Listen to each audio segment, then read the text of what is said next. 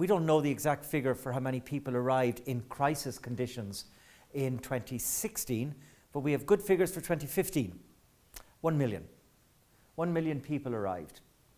Of that 1 million, 3/5 are estimated to come from the top 10 refugee-producing countries in the world. That's a significant figure. It's a significant figure because of the myth-making about economic migrants looking for the good life in Europe.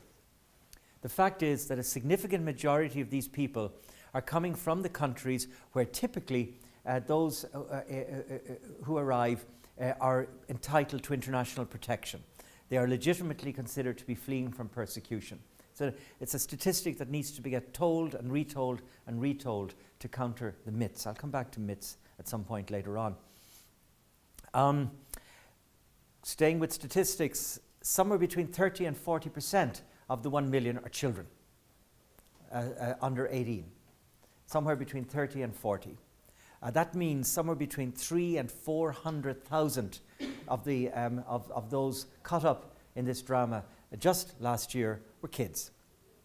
Of those children, an untold number of thousands were what we term unaccompanied minors, meaning they're alone. We don't know how many. Europol came up with a figure of 10,000. Most of us consider that that's a huge underrepresentation.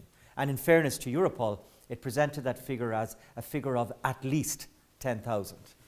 So somewhere over 10,000, I would suggest considerably over 10,000 children are lost somewhere in Europe. They're missing right now. And again, that's, I find a disturbing. By the way, I was in Athens not so long ago, and related to, obviously, but nothing to do with the actual purpose of my visit, I was walking one night and I bumped into a bunch of Syrian boys sleeping on the street. And they were the face of these missing unaccompanied minors. They were maybe 12, 13 years old, spoke English, middle-class kids, parents dead, they told us, and they were just out there on the streets. That was just an accidental encounter with the face of what it means to talk about these missing children.